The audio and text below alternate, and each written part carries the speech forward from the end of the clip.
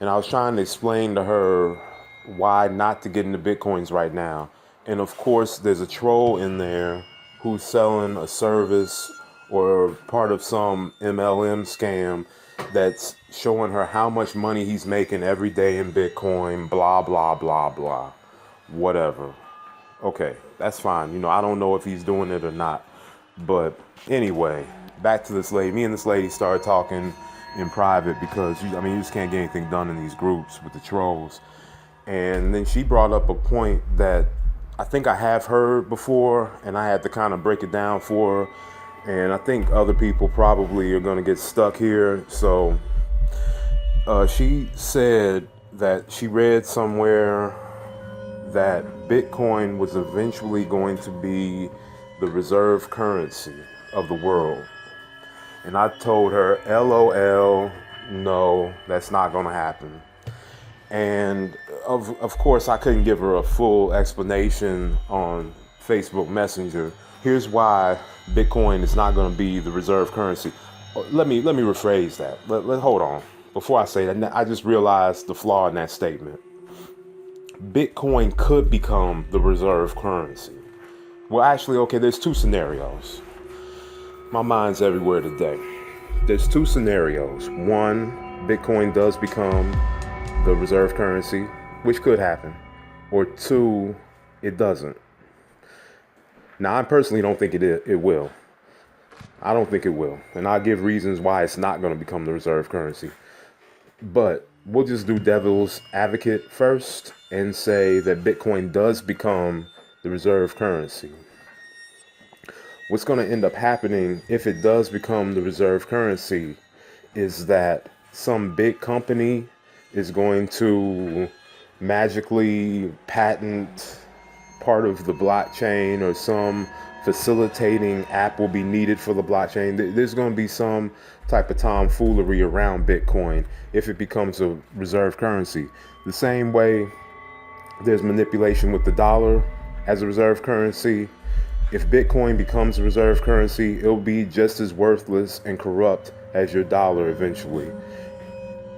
And on top of that, if it becomes a reserve currency, at some point, somebody's going to realize that they flip a switch and they can take all the Bitcoins and leave you out in the dust.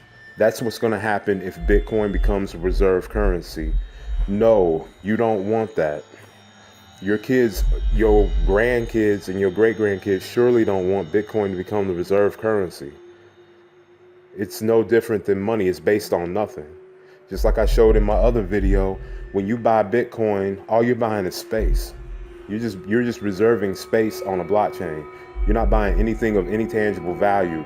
You're just hoping that the next fool values your space as much as you do. So no, Bitcoin becoming the reserve currency is not a good thing. And if it does, all you people that are going into Bitcoin, you're just out of luck. Now, my theory is Bitcoin is not going to become a reserve currency, period. I just don't think it's going to happen. I think other things are going to happen. But the reasons why Bitcoin is not going to even make it to that status is, I think that before it gets to that point of being like the world's reserve currency, I think that there's going to be some humongous scandal, just a horrifically destructive scandal and wealth transfer that will take Bitcoin out the game before it becomes a reserve currency. There's far too many scammers in there. There's far too many people who know how to manipulate blockchain technology already. The prices are too volatile. There's too many people in there playing around with it. It's just not going to make it there. I have no faith in Bitcoin becoming anything more than just a quick hustle.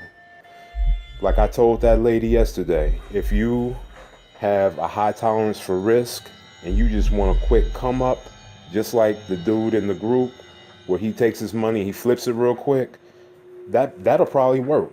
Like, I'm not gonna say that quick flips aren't good. I'm from the streets. I like to flip. Bitcoin, the problem is Bitcoin is so expensive right now. I just don't have the money to get in where I need to get in. That's all. I can't leverage. I'm all about leverage first. Leverage comes before flipping. You only flip when you have leverage. Like, you only go to war when you're in an advantage.